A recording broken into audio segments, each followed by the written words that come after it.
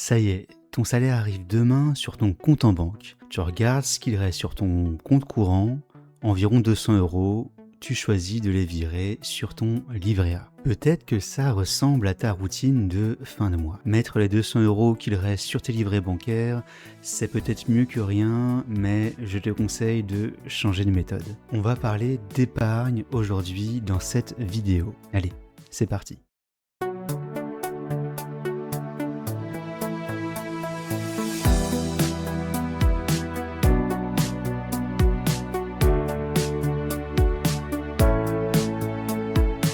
L'épargne, c'est quoi? Si tu as suivi des cours d'économie, tu pourrais me répondre qu'en économie classique, l'épargne est définie comme la part du revenu disponible qui n'est pas consommée. Autrement dit, c'est l'écart entre tes revenus et tes dépenses. Mais oublie la définition du dictionnaire qui dit que l'épargne est ce qu'il reste. L'épargne, c'est ton revenu différé. C'est l'argent que tu décides de ne pas donner à Amazon ou au bar du coin aujourd'hui, pour te le donner à toi, plus tard.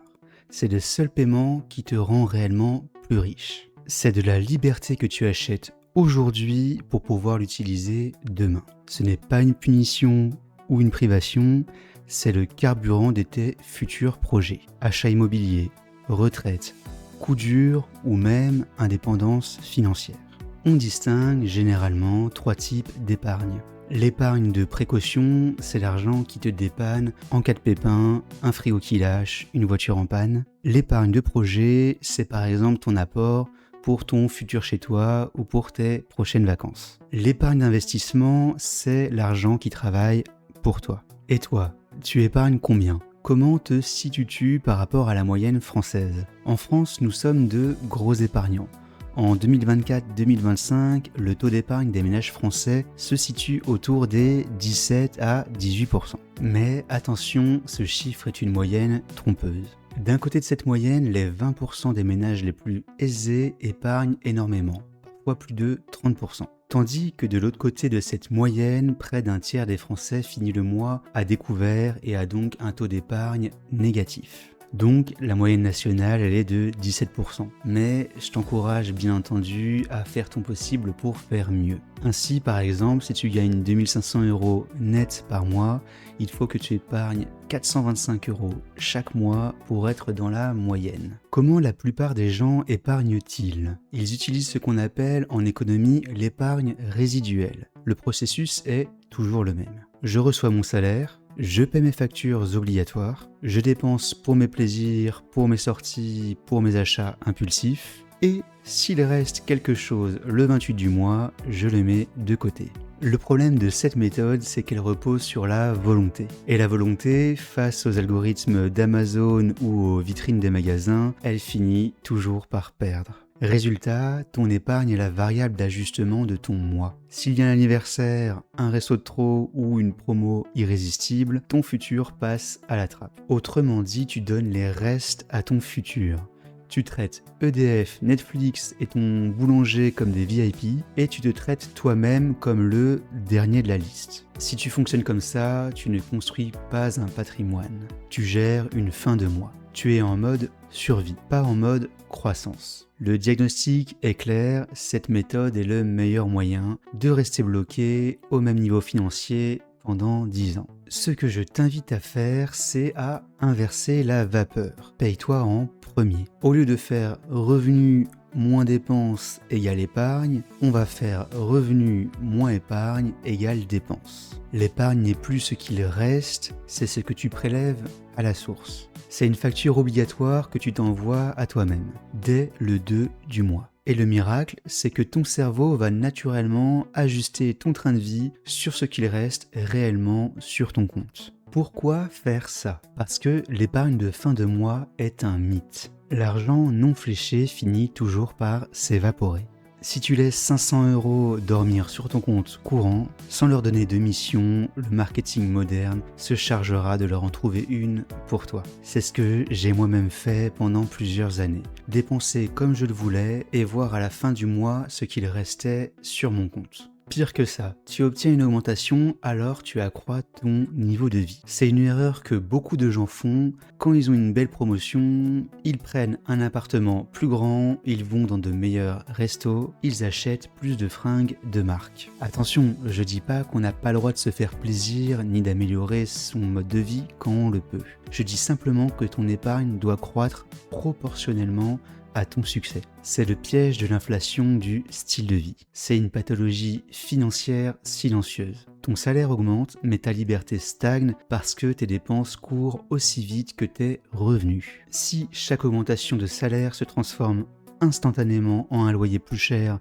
ou en une nouvelle voiture, alors tu n'es pas plus riche. Tu es juste un consommateur qui consomme plus. Par exemple, si tu gagnes dans ton nouveau travail 400 € de plus que dans ton précédent, utilise 150 € pour améliorer ton quotidien. Après tout, tu l'as bien mérité. On travaille aussi pour se faire plaisir. Tu travailles probablement plus dur pour ce nouveau salaire. Tu as aussi droit de te faire davantage plaisir. Mais en parallèle, sur ces 400 €, force-toi à en épargner 250 de plus chaque mois. Maintenant que tu as décidé de te payer en premier, la question est où va cet argent? L'erreur classique, c'est de tout laisser sur le livret A ou pire, sur son compte courant. Il existe 3 types d'épargne. Le premier pilier, c'est l'épargne de précaution. C'est ta première urgence. C'est l'argent qui dort sur un livret A ou un LDDS disponible immédiatement. Sa mission, c'est d'absorber les chocs de ta vie. Une voiture en panne, des travaux imprévus, une perte d'emploi. En termes de dosage, je te conseille de viser 3 à 6 mois de dépenses courantes. Ça n'est pas un investissement, c'est une assurance pour ton sommeil.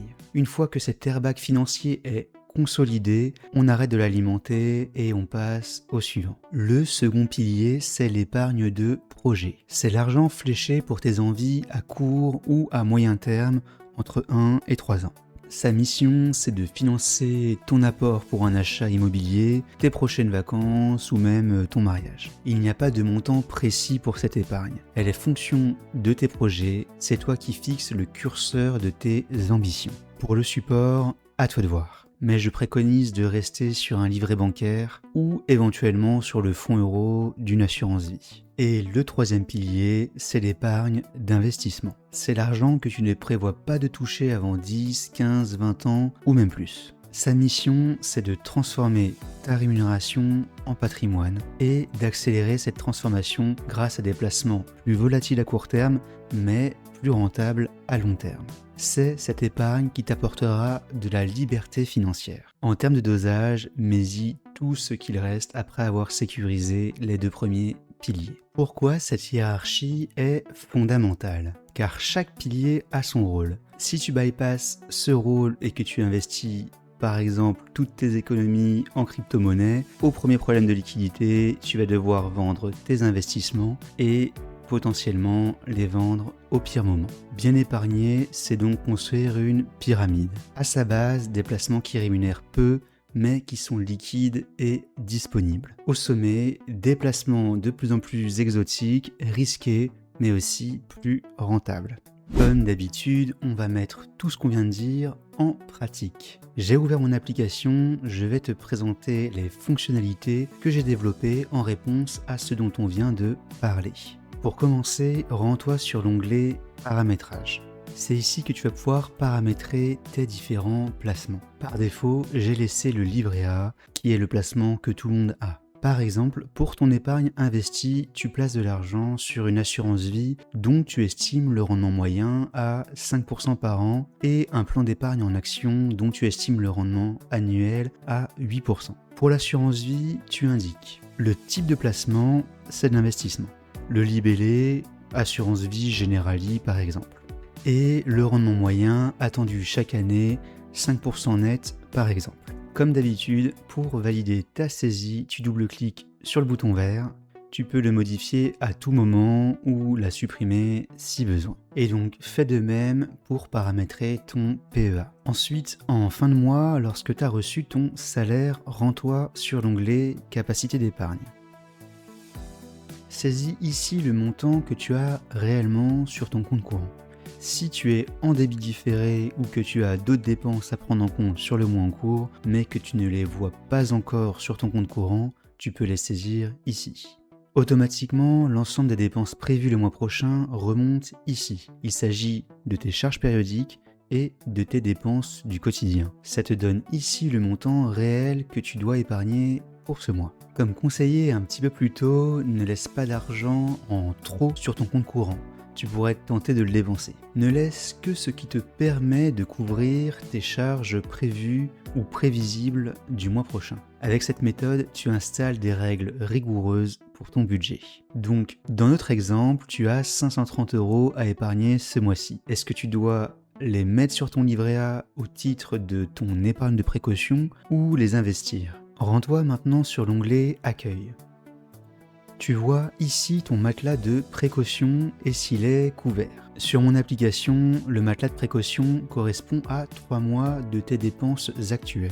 Si tu le juges préférable, va au-delà de ce montant. Si tu as une forte aversion au risque, tu peux par exemple monter à 200% pour pouvoir faire face à 6 mois de charge. Dans notre exemple, il est couvert à 97%, c'est pas mal du tout. Comme tu as 1910 € de charge mensuelle, le matelas de précaution, il correspond à 5730 €. En l'occurrence, ton épargne de précaution, elle est actuellement à 5550 €. Il ne manque donc pas grand-chose. Pour répartir ce montant, rends-toi maintenant sur l'onglet Opérations financières. Saisis la date de l'opération, le libellé de l'opération, le montant et le placement, le livret A du coup. Les deux autres colonnes, elles vont être automatiquement renseignées. Il s'agit d'une saisie que tu as faite manuellement et d'épargne de précaution. Valide en double-cliquant sur le bouton vert et, comme toujours, tu peux modifier ou supprimer cette saisie via les boutons. Maintenant, saisis ton épargne investie ce mois-ci. Par exemple, épargne investie avril 2026, un montant de 330 € et sélectionne l'assurance vie que tu as paramétrée tout à l'heure. Valide la saisie. Tu remarques que de nouvelles lignes associées au rendement de tes investissements sont créées automatiquement, mais on en reparlera dans une autre vidéo. Alors, on a saisi peu d'opérations ici, mais quand tu en auras beaucoup, tu auras besoin d'un outil qui te permettra d'y voir plus clair. C'est tout l'objectif de l'application. Tu peux saisir ici ta période pour voir tes opérations financières. Par défaut, la période commence sur le mois en cours pour se terminer dans un an. Tu peux aussi modifier le type d'opération, épargne de précaution, épargne investie. Tu peux aussi naviguer entre les pages pour visualiser 15 par 15 les opérations. Et tu peux analyser ton épargne et sa dynamique via les deux graphiques ici. L'un montre l'évolution sur la période sélectionnée et l'autre, il montre la répartition de ton épargne en fonction de la ligne que tu as sélectionnée. On n'a pas parlé du second pilier, l'épargne de projet. Je te présenterai dans une autre vidéo comment la matérialiser et comment y voir clair à ce niveau. Rappelle-toi, l'épargne n'est pas une punition, c'est un muscle. Et comme tout muscle, il a besoin d'un programme d'entraînement rigoureux. C'est exactement pour ça que j'ai conçu cet outil pour toi, pour transformer ta volonté qui peut plancher face à une promo en un système automatique et indestructible. Ne laisse plus ton futur dépendre de ce qu'il reste le 28 du mois. Télécharge mon application, configure tes 3 piliers comme on vient de le voir et passe enfin du côté de ceux qui prévoient plutôt que du côté de ceux qui subissent. Comme d'habitude, si ce contenu t'a plu, je t'invite à liker, à commenter et à partager. Et je t'invite également à t'abonner. Comme d'habitude, tu le sais, ça soutient beaucoup la chaîne. C'est la fin de la séance. Tes finances sont sur la voie de la guérison. C'était ton fricologue. À la prochaine.